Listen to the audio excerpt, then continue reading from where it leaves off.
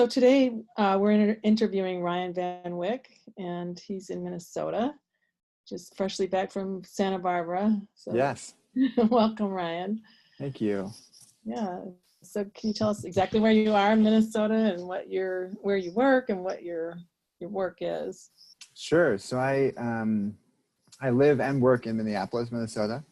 I'm currently at North Memorial Hospital, which is a hospital system in the Twin Cities, and I help lead a PTSD outpatient program in our mental health and addiction clinic, and I also work part-time in the Army National Guard as a behavioral health officer, and also founded an organization called Minnesota Trauma Project that was really developed to increase the awareness and training available to clinicians, particularly mental health providers, around trauma and the ways in which it shows up with addiction and eating disorders, and a vast array of other mental health issues. So. Okay, thank you. So we ask our speakers to come up with a quote that guides you or that particularly impressed you. So do you have a quote like that? I do, yeah. I had two come to mind, so if it's okay, maybe I'll share both. But the first one feels like it was something I actually learned while working in a treatment setting from another clinician.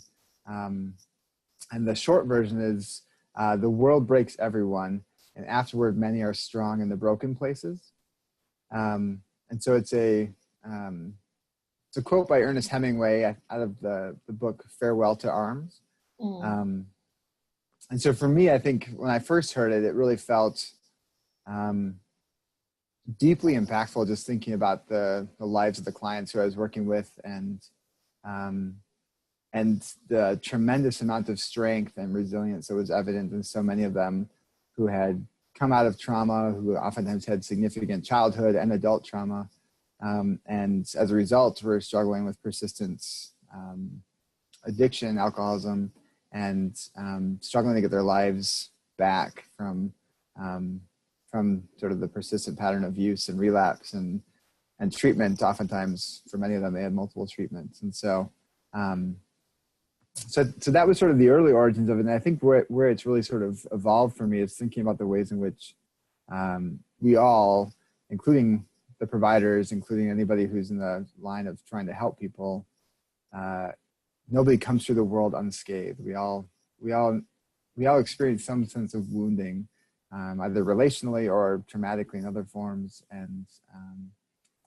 identifying and working through and working to heal those places of woundedness within us is oftentimes vital to doing this work well and staying in this work. I think, especially when I think about vicarious trauma and the ways in which when you work with clients who have really difficult histories, we're affected by it. And so, and it stirs up our own. And if we don't pay attention to what's going on within us and deal with our own stuff, it frequently both gets in the way of us doing the best work that we could with people, and frequently will lead to us struggling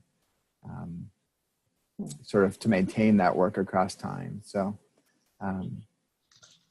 for sure. And you said you had a second quote? Yeah, the second quote is from Irving Yalom, who's a writer of many psychological texts, including textbooks on group psychotherapy.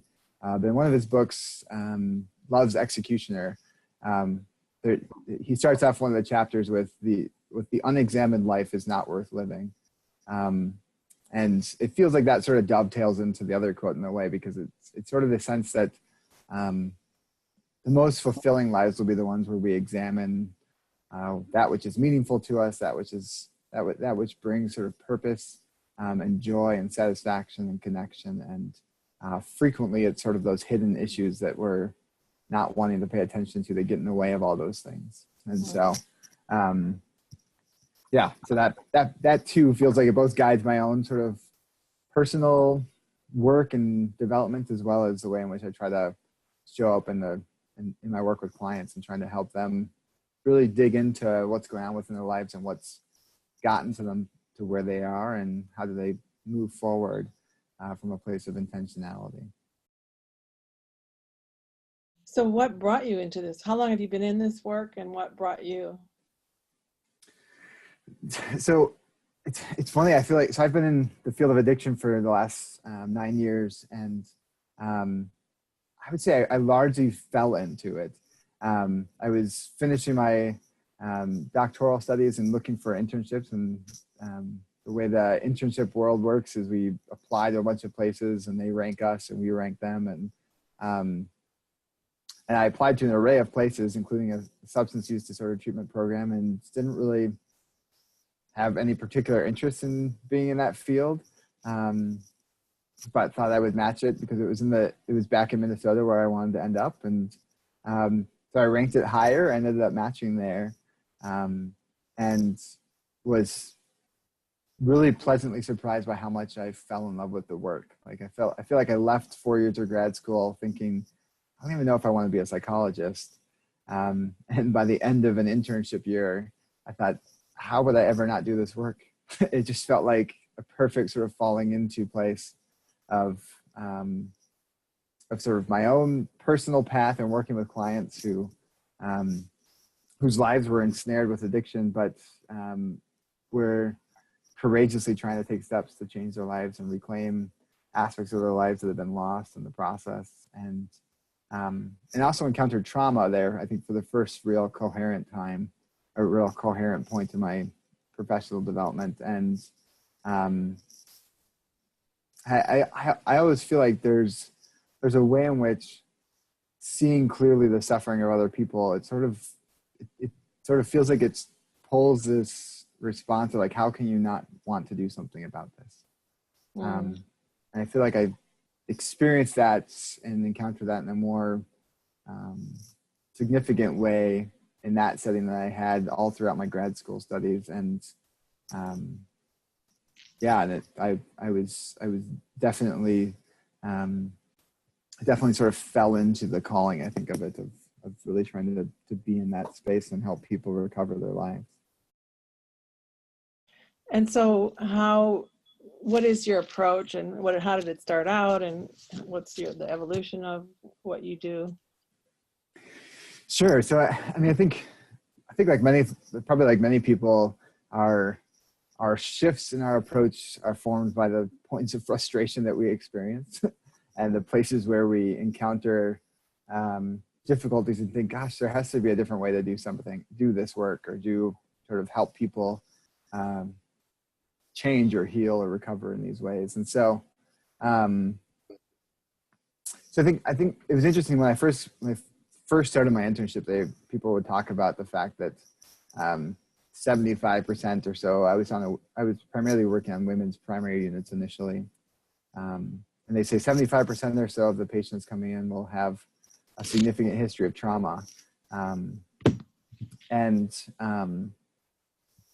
And then I watched as we really sort of a co-occurring disorders treatment setting that was primarily 12-step based.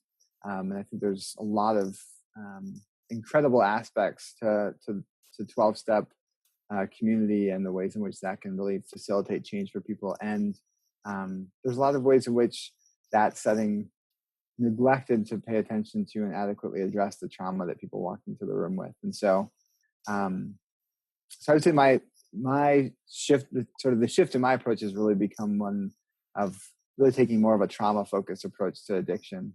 And I would say it has to also, for me, it has to also be woven in with attachment. And so I really love the field of interpersonal neurobiology, which is a field that developed primarily out of a group of clinicians in Southern California who have now sort of spread across the country and world, looking at how the brain develops in the context of relationships, and how sort of inadequate relationships, particularly early on in our lives, give rise to all sorts of different struggles and difficulties. And so, so I would say I take a very trauma-focused and attachment-informed approach to working with addiction, and really trying to sort of weave those sort of threads into the process of helping people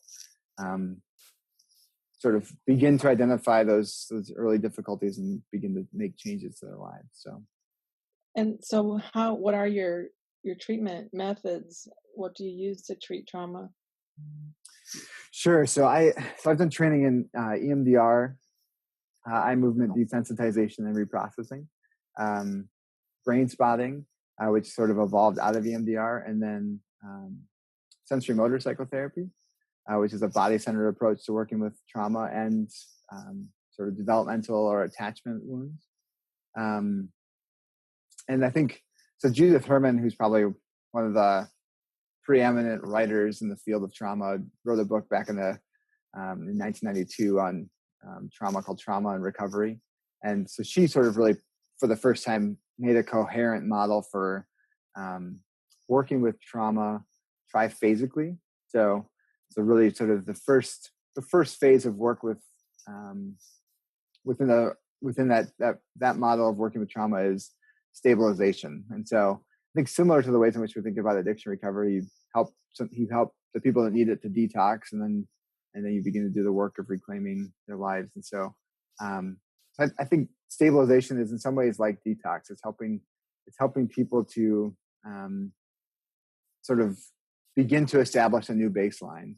And I think within that triphasic model, phase one is really oftentimes about sort of helping people create new boundaries for themselves in their lives, developing skills and strategies for both regulating themselves, but also receiving sort of regulation from others. And so I think about the clients who I've worked with who have significant fear of relationships and people, and they're thrust into a 12-step community in which they're told to open up and share. And yet the prospect of being close to people is terrifying. And so I think of that phase one work is oftentimes a lot about helping people to begin to sort of increase their capacity for being with people as well as being with themselves. And sort of out of that interpersonal neurobiology field, I'll talk a lot about the window of tolerance, which is sort of this zone within which our nervous system is regulated enough that we can be present to ourselves and present to other people. And so a lot of that first phase of trauma work is helping people to begin to more effectively modulate their nervous system and stay within that window. So the goal is to begin to expand that window of tolerance. And I think for a lot of my clients, their rapid return back to substance use is because there's a sort of very narrow window of experience that they can be present to. And so as soon as they begin to get to the edges of that, their system, their brain says, we know what to do here. Go back to grabbing that substance that's going to regulate your system back down into the window. And so they go back to their substance, and it regulates them back into a state of greater degree of calm. But obviously in that case, they're less present to themselves than to other people as well. So it's sort of a dissociated calm.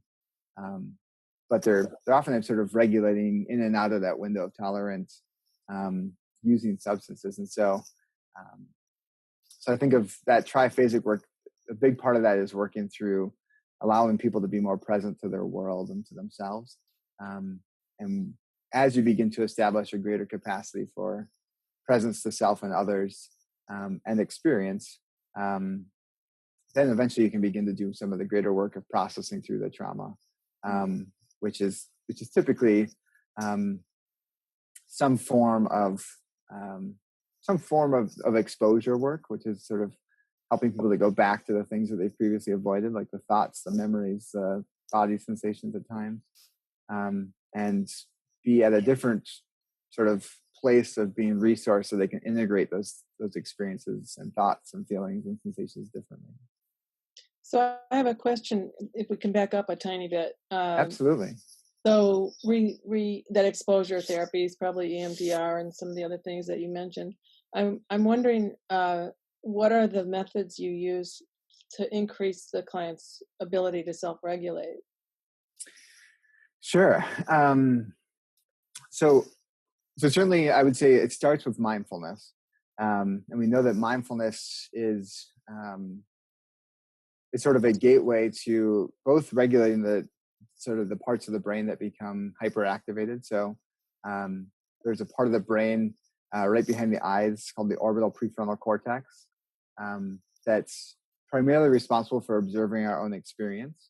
And when it's effectively engaged, it's also directly can influence the amygdala, so it can actually provide a sense of calming to the brain and then therefore to the body.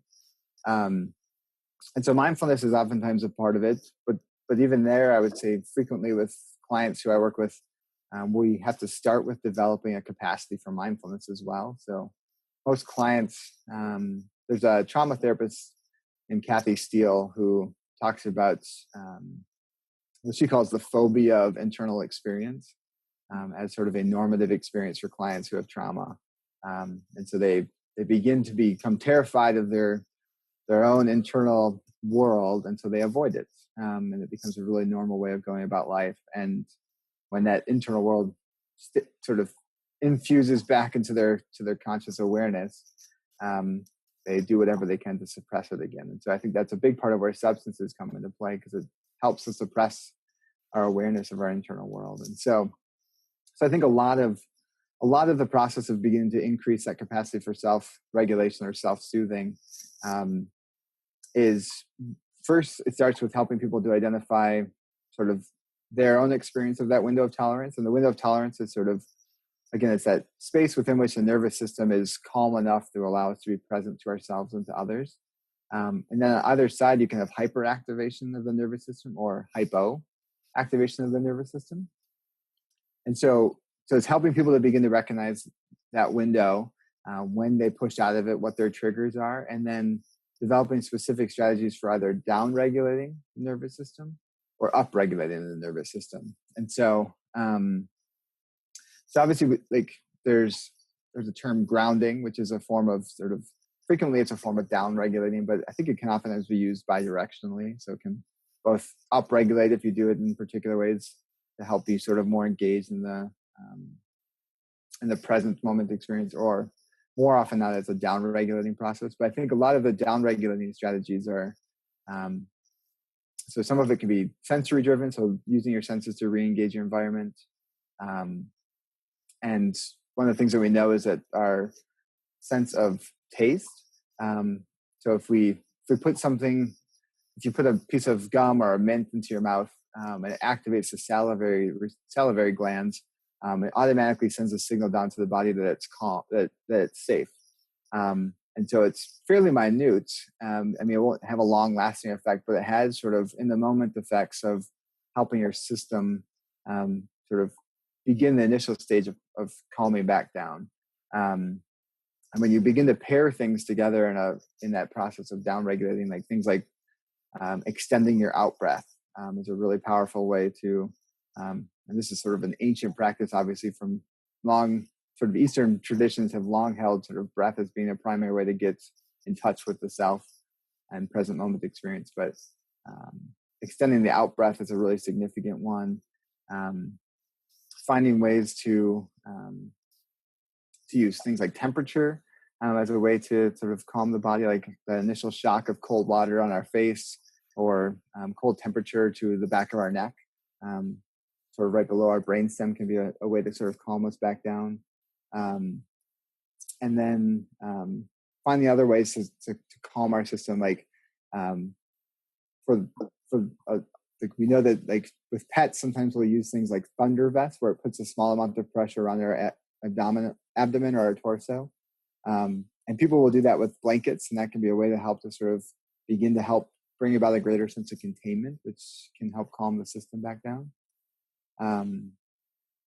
So I'd say those are all sort of down-regulating strategies. I think up-regulating strategies frequently involve some form of movement. And so I have clients who, while we're meeting, they begin to sort of go into a shutdown state, or sort of more of a hypo-arousal state. And so we'll play catch for most of our session. And the process of sort of engaging another person while doing something that's slightly physical helps them to maintain enough activation in the nervous system to stay present and engaged.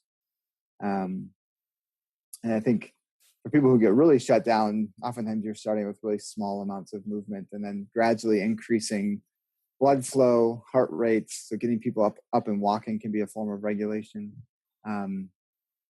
and helping them to sort of begin to increase activity both through blood flow and things like that as a way of coming back up out of that hypoactivated state. So it sounds like when they're hyperactivated, it's fight or flight, and when they're hypoactivated, it's freeze state. Well, so there's interesting conversations about freeze. So on the hypoactivated side, we'll oftentimes talk about sort of a collapse or a submit response. And freeze is one of those interesting ones where some people will place it in the hyperactivation state. Like they did an interview with the after the Boston Marathon bombing with the man whose his car was carjacked, I guess, but he was in it. So they drove around with him in it. And they talked about sort of he was in this hyperactivated freeze state where he was sort of anticipating possible movement. And so freeze can be both sort of a activated freeze where our body is primed to either fight or flee, or it can be sort of a shutdown freeze where there's a reduction in activation in the nervous system. It's really more akin to that collapse state. So it's interesting when you watch nature videos, you can actually see sometimes where prey animals who are about to be overtaken by a predator, their bodies will actually go into a collapse state right before they're about to be overtaken.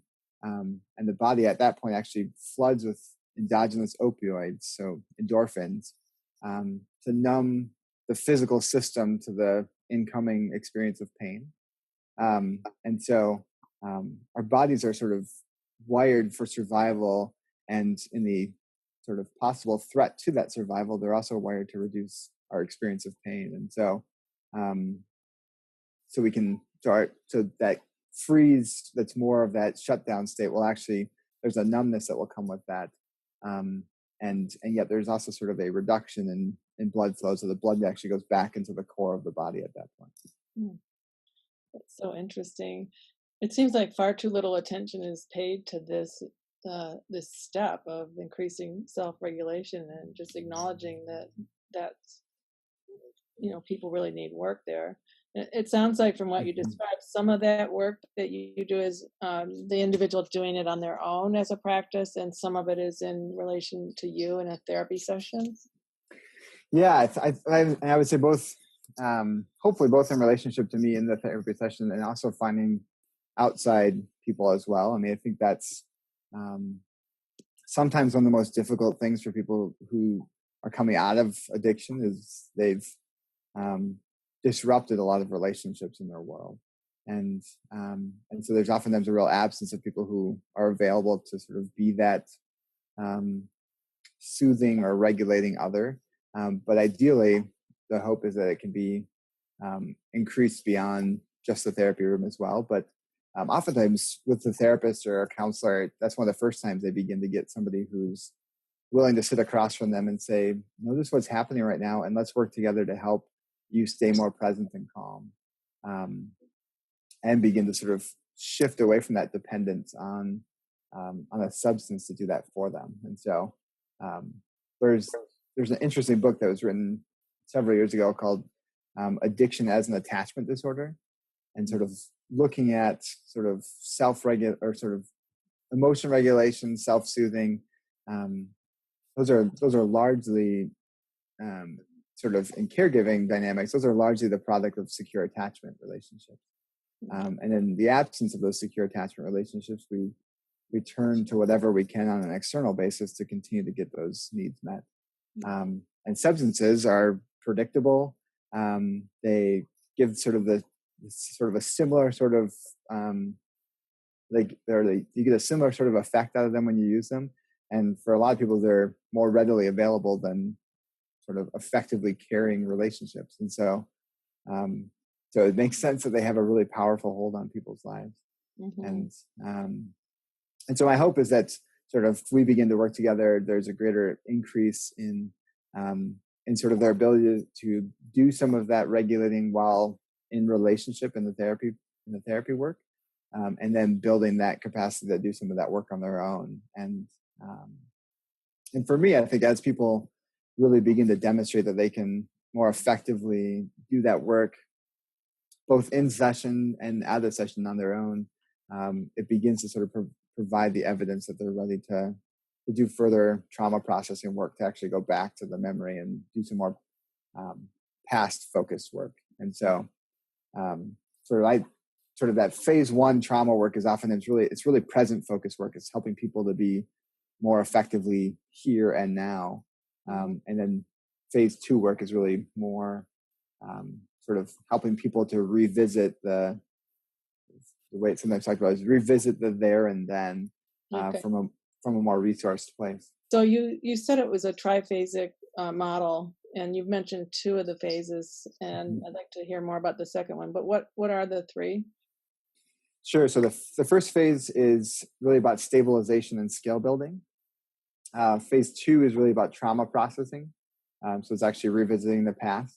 And then phase three is really about integration. And so it's taking in the sort of the new relationship you have with those memories, it's taking in the new ways that you have to see yourself, and then sort of determining from there how you want to build your life forward. And so, so Dan Siegel always sort of comes to mind for me when I think about integration, because he talks a lot about integration as sort of the connection between differentiated parts.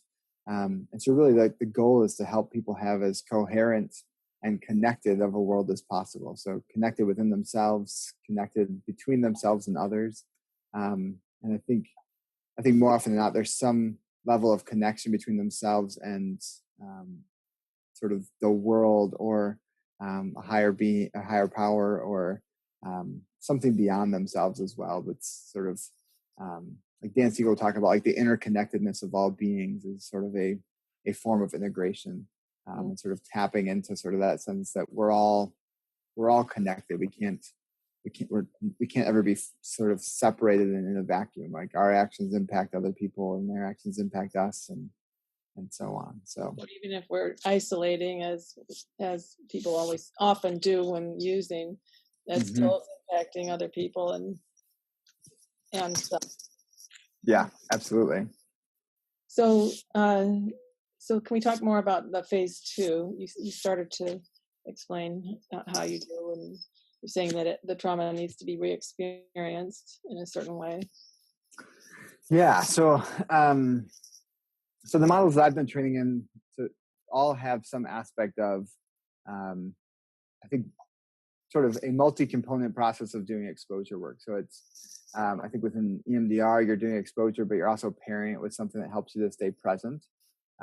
So usually that's taking some form of bilateral stimulation, which in its original creation was through eye movement, and through sort of the further iterations oftentimes includes things like can be tapping on on alternate sides of the body, or holding onto buzzers that alternate vibrating in the hands, or audio tones, which is theorized to increase sort of processing across both hemispheres of the brain, because trauma is typically held primarily in the right hemisphere. And so sort of increasing activation on both sides of the brain while remembering something difficult from the past, and sort of all the associated sensations and beliefs and feelings that come with that. And I've also done training in sensory motor psychotherapy, which is a model that's body-centered. And it's really trying to identify the ways in which trauma is held in the body. And oftentimes the ways in which it's held is through sort of the incomplete defensive action. So like I said, our bodies are wired for survival. And so when we encounter something that's threatening, our bodies activate to either help us move towards that thing or away from that thing. Or if we can't if it appears that we're not going to survive it, to shut down and hope that that thing leaves us alone. And when none of those things work, we're oftentimes left with that activation within our nervous system that perpetually gets re-triggered on an ongoing basis, and leaves people feeling really stuck in this looping sort of experience of trauma. And so, so sensory motor psychotherapy is an approach that's specifically looking at how do we help the body discharge that stored energy, and essentially complete that defensive action, so that the body can come back to a state of rest and be more regulated again.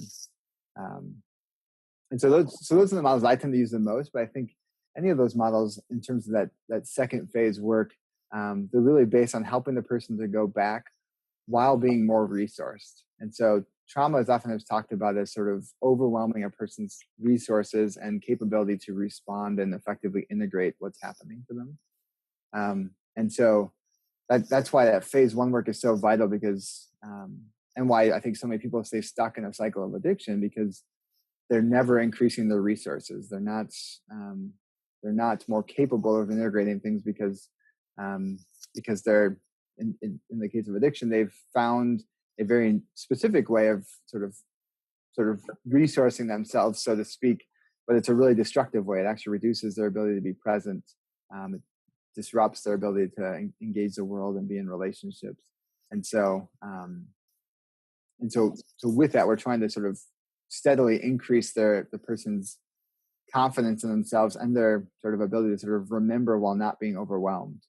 And when they're able to do that, oftentimes they're able to more effectively sort of shift the ways in which that memory is stored. And so Dan Siegel again talks a lot about the ways in which anytime we retrieve memory, we create the possibility of modifying that memory. And so he says memory retrieval is memory modification. And so when we help people to remember more effectively, we also create the capacity that they can modify that memory and their relationship to it and store it so it's actually more effectively stored as memory and doesn't continue to show up in sensations and emotions in the way that trauma oftentimes does. And you mentioned another method, brain spotting. Can you explain a little what that is? Sure. So brain spotting was created by David Grand, who is an EMDR practitioner and teacher, who was also trained in somatic experiencing, which is another body-centered approach. And so in his work, he would do a lot of performance-based work with athletes, and at least as the story goes, in his initial sort of discovery of what later became known as brain spotting, he was doing EMDR using eye movements, and found that people's gaze would consistently stop or stall in a particular spot during the eye movement. And so at one point he decided to hold the person's gaze at that spot where their eyes kept stopping. And a whole flood of sort of traumatic material began to process through, and the person was moving through things that they had previously worked through, but doing so at a deeper level that was actually allowing them to sort of feel a greater sense of resolution. And so he began to develop a model that's really it's activation focused. So it's really, you identify something, and that could be a thought, a belief, a memory, an experience that feels activating in the nervous system or the body, and then you're pairing that place of activation with a particular focal point or gaze point. They call it a brain spot. So it's, you use a pointer and you actually use that to help somebody locate a particular spot within the visual field at which they feel that sort of sense of activation at its most intense. And then you through the pointer, you help them to maintain their gaze there and allow whatever begins to unfold, with the idea that sort of where we look is directly correlated with sort of feelings, sensations, and memories. And so you're helping somebody sort of through the visual stream to actually begin to connect into that memory system and begin to process through it. And I think there's also a way in which that pointer serves to also serve as sort of a present moment reminder or sort of anchor as well. So it keeps somebody sort of co-located, so they're remembering while at the same time sort of having something that holds them in the present moment with the therapist across from them. And so I found that to actually be a really profound way to help people move through traumatic material as well, especially if people are really in that activation state. I think people can really sort of, people I think are really frequently surprised at how easy it is for them to find sort of that particular brain spot or that gaze point. And then a whole bunch of things begin to process through, and people can experience pretty rapid shifts in relationship to those memories and things like that. That's really interesting. interesting. Yeah, I've done EMDR for a long time, and I've noticed, that getting stuck phenomenon. Yeah.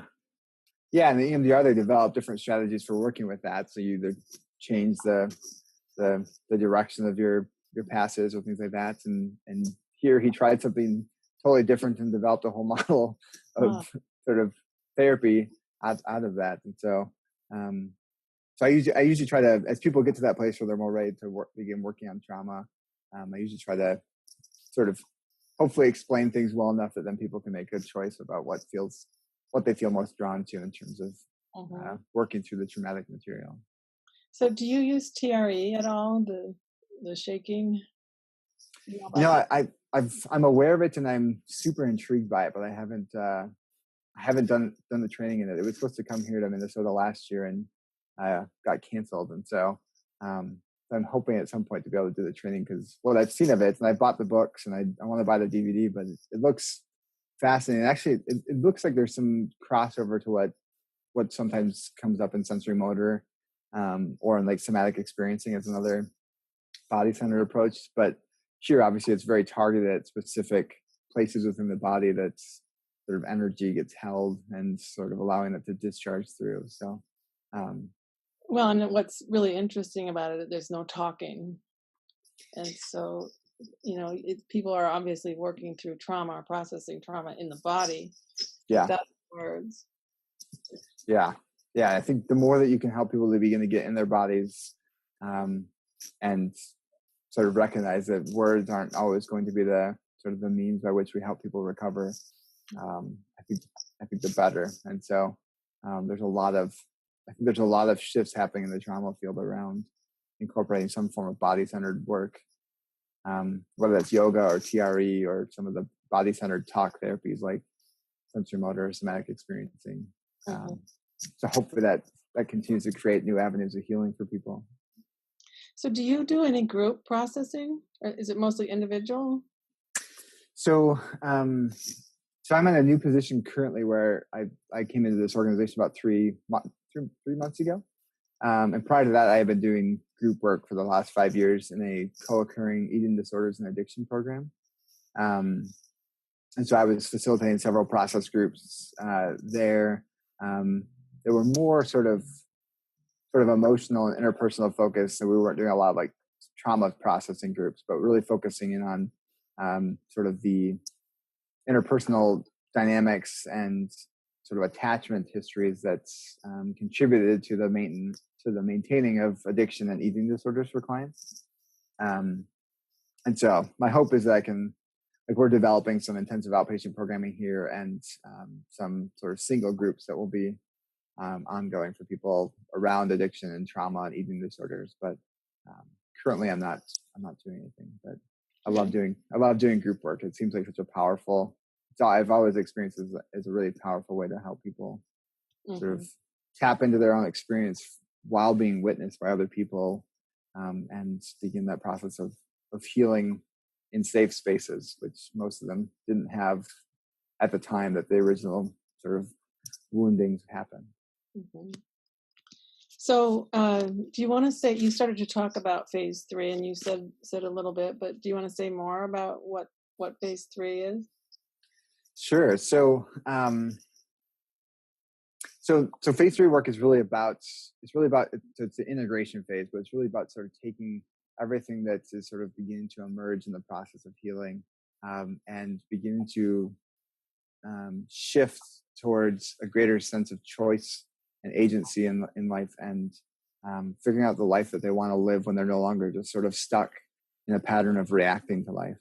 And so I talk a lot with my clients about sort of like procedural memory or procedural learning. So like the things that we learn to do and then don't have to think about doing them as we go because it just becomes sort of a procedure for us. And I think a lot of addiction and eating disorders have a real procedural element to them where sort of we learn that when we feel this, we do this, or when we experience this trigger, we use this substance or we use this symptom.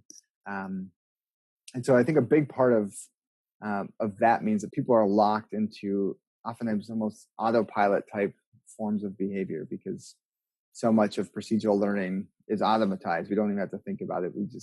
Our brain associates those things so tightly. And so the hope, I think, is that by the time people reach that phase 3, that they're at a place of being able to make choices for themselves now. They're not just living out of a place of sort of reactivity and patterned behavior, but actually feeling like they can choose new things. And so there's really interesting research that comes out of the obsessive compulsive disorder field. Jeffrey Schwartz is a researcher. I think it's in Southern California, but he's actually done brain studies looking at obsessive compulsive disorder. And I see a lot of overlap with that and addiction and eating disorders. In that sort of the way the brain is supposed to work is we have a thought, and then so the brain fires around the thought, and then the brain has a separate firing for the action. And so we sort of have a thought, and then we have this sort of urge to do something. And so what they found out with obsessive compulsive disorder is those two firings within the brain become almost simultaneous.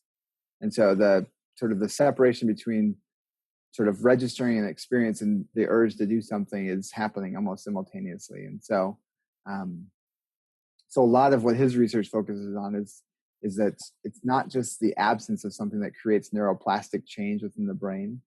It's the presence of something else. And so for a lot of clients, particularly those who have addiction, they come in and we tell them, okay, you need to stop doing this thing. And then they think things will somehow get better and their brain will change and they'll experience less of a sort of a reactive pull back towards that substance. And most people don't find that to be the case. They stop using it, and then if they don't have something else that's sort of pulling their attention and their energy, when they get triggered again, their brain automatically fires right back to that thing that they used to always do. And so for a lot of my clients, part of the early work is oftentimes beginning to build up options, and so increasing the possibility of doing something else. And so rather than the brain sort of 100% firing and saying, you feel this, so do this, now it fires and says, okay, you feel this, and there's a 20% chance that you'll do one of these 5 things, one of which may be using the substance that you've always used. And so I think of that as sort of you're increasing agency at the beginning and then the end result is hopefully sort of really empowering people to sort of now use that agency to sort of create the life that they want to live and have the relationships that they want to have and step away from the situations that don't fit for them any longer. And so I think there's oftentimes a lot of sort of spiritual development that comes through the process of healing. And phase 3, I think, is really that process of developing coherence of self and developing that greater sense of connectivity across relationships and sort of what do they want to do with their life now. And what's always really fascinating to me is watching the ways in which people who begin to heal from trauma very frequently, as they move along the healing process, find ways that they want to give back. And whether that's serving other people who have been impacted by trauma, or certainly this is really normative in the sort of the substance use disorder field, where a lot of people in recovery choose to want to sort of serve other people who are trying to reclaim their lives from addiction. But I think it's very true of trauma as well, and the ways in which people will sort of dedicate their lives to doing something to impact the lives of others. And I think that's such a sort of evidence of that spiritual shift that's really becoming more integrated in that sort of third phase of trauma work. Yeah, it's beautiful. So I know that you work in a hospital setting. You do inpatient or intensive outpatient? Yep. We have an inpatient unit, but I work in the outpatient side, and we're developing an IOP, and we have a mind-body focused PHP that's been in place for several years. And so I felt really fortunate to step into the outpatient clinic opened about 6 months ago or 7 months ago. But it's always had sort of this legacy of being really mind-body focused. So helping people to sort of move back into their bodies and into their sort of present moment experience in a really intentional way. And so, so that's sort of the overall sort of focus within the clinic is on that sort of approach to working with clients. So just for our listeners that might not know the abbreviations, IOP is intensive outpatient and PHP is partial hospitalization. And so I'm Yes. wondering, you have this great triphasic model. Do you have time to do that with all the insurance restrictions, and how long do these different phases take, and do you feel like you have time to bring people through them? So a lot of it ends up being in individual therapy. And so I see, I would say sort of our use of things like IOP and PHP are oftentimes more part of that first phase of work and helping people begin to develop skills. And I think that's partly what I love about the mind body approach is it's really oriented towards helping people to be more present and have the skills to better regulate and stay present when difficult emotions or difficult thought content comes up. And so I would say no, not always is the time available to do some of that work, because I think there's a lot of clients who would really benefit from a more extended amount of time in whatever setting. I think for some clients, that phase one work is almost necessarily going to happen in a inpatient setting or a residential setting where they have actually the environmental and contextual safety that allows them to begin to do some of this work, to begin to build skills and increase that window of tolerance to stay more present to their experience. And then that phase two work is oftentimes that sort of halting process of you begin to do some of that difficult working through the past memories and past content, and relapse will frequently happen. And so I have clients who they begin to do some of that phase one work, and it's sort of very halting or sort of stop start in a way. Like I think especially if you're doing an outpatient setting in any form, there's a lot of clients who I feel like I've learned to develop a much greater tolerance when I was initially working in an inpatient substance use disorder treatment setting. Because it always felt like relapse was just instantly sort of a reason that people at discharge and then they go out and they come back once they were sober again.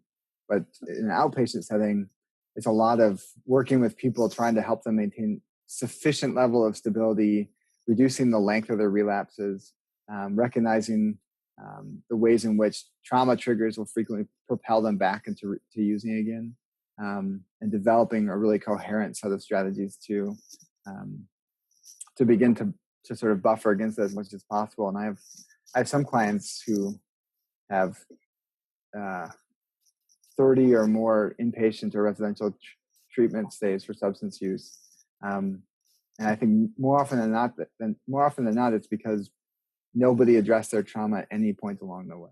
And finally they get to a place and somebody says, what happened in the past that contributed to you beginning to struggle in these ways? And they start to lay out these histories of early childhood abuse or significant neglect and later violence that they experience. And so those are frequently the clients who oftentimes they run out of any sort of higher level of care benefits. And so you're working with them almost exclusively on an outpatient, sometimes even individual therapy only basis. And so frequently then, as much as I can, I'm trying to build in as much of a scaffold as possible to support them in beginning to establish adequate sobriety to sort of demonstrate that they have some skills and strategies to manage that relapse cycle. But it's really hard. And I think with those clients, individual therapy rarely feels like it's enough. And so building in IOP or even things like DBT, dialectical behavior therapy groups, or I have several referrals in the community for trauma-informed body work or trauma-focused neurofeedback. And neurofeedback is a sort of a computer-assisted form of biofeedback that allows people to effectively sort of get real-time computer feedback about how regulated their nervous system is. And then with usually a therapist present, somebody is there helping them to sort of downregulate or upregulate their nervous system, and the computer is showing them how well they're doing it. And so I've had a number of clients who struggled significantly with relapse begin to do neurofeedback, and that shifted their ability to self-regulate so significantly that it was no longer sort of just the individual therapy appointment in which they could stay present and regulated. Now they are doing it on their own as well. And so I think as sort of time goes on, and as sort of different levels of care are or are not available to people, you have to really find ways to sort of augment what they might otherwise get if they had sort of longer residential care available to them. So, well, and it's amazing how much insurance money is wasted on multiple treatments when if they had just allowed the time to treat the trauma, yes, they had a much better outcome. Yeah, I saw it when I was in primary care treatment. I saw this all the time, where people would come in and they just start identifying these struggles that I had sort of been with them for years.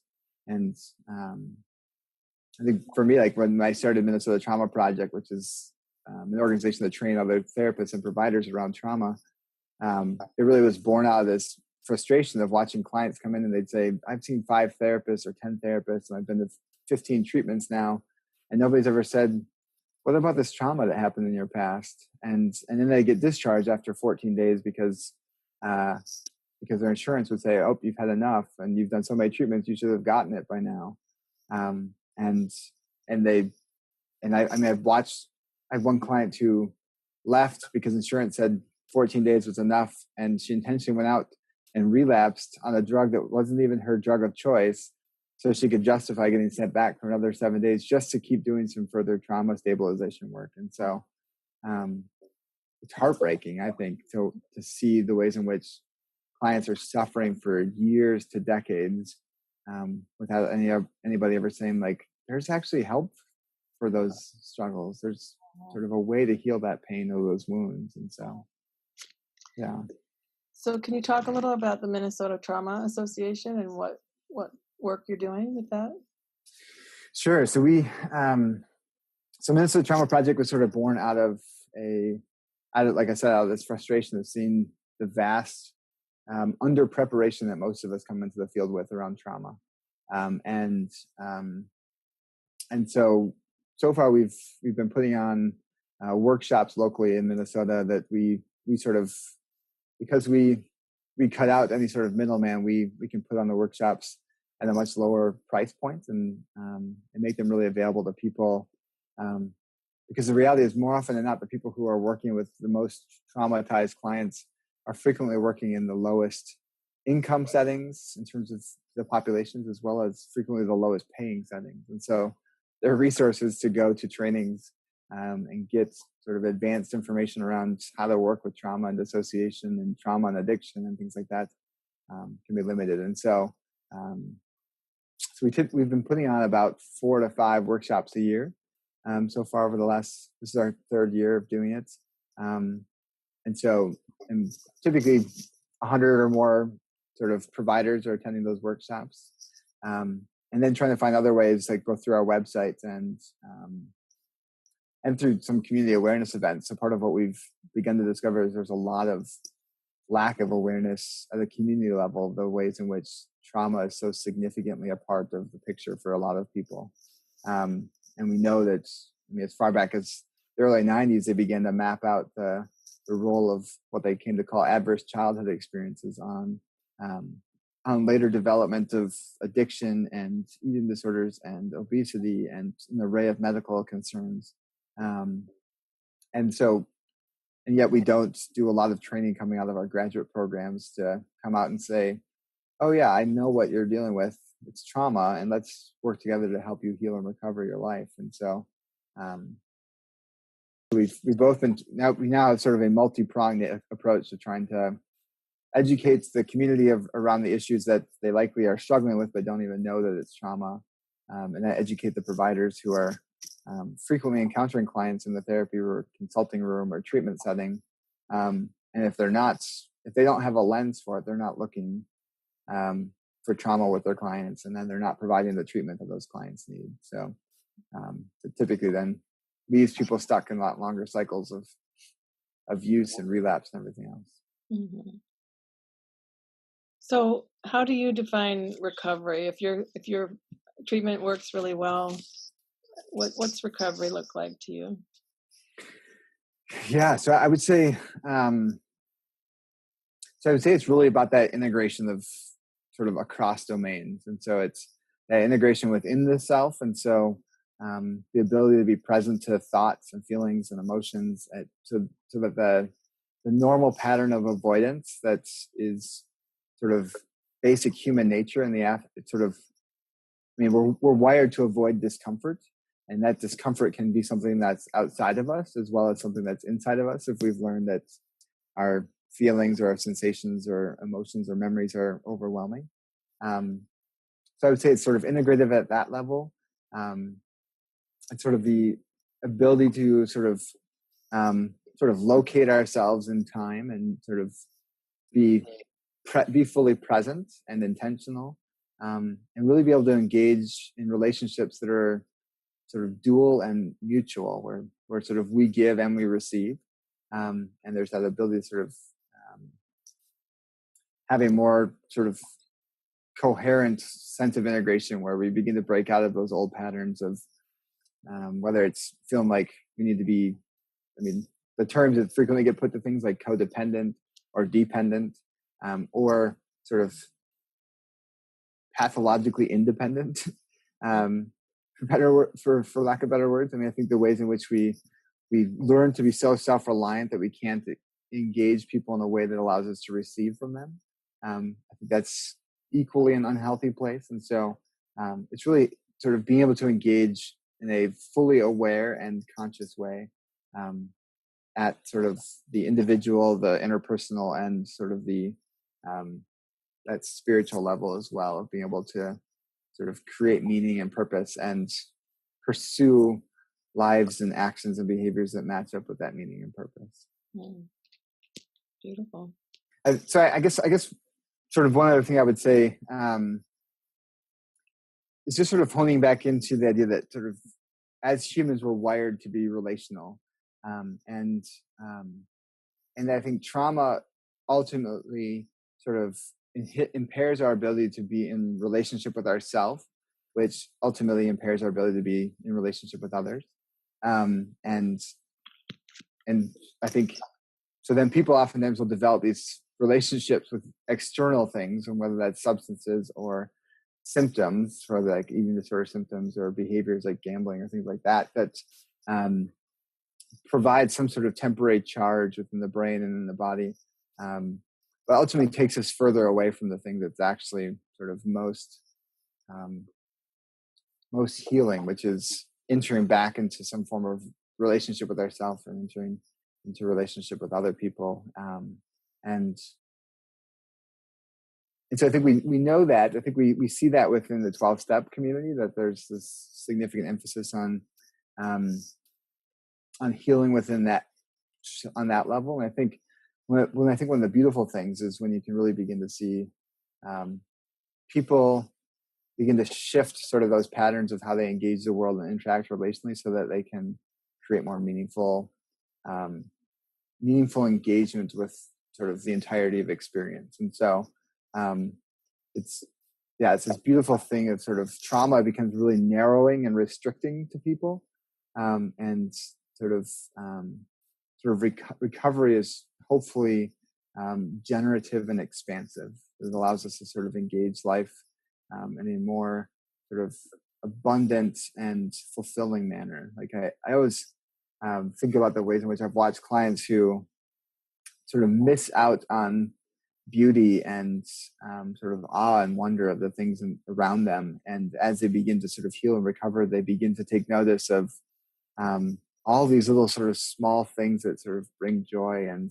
happiness and satisfaction to their world. And so I think sort of increasing that capacity for wonder and beauty is a really amazing thing that emerges out of trauma recovery, and I think oftentimes out of substance use recovery as well. So there's no other thoughts.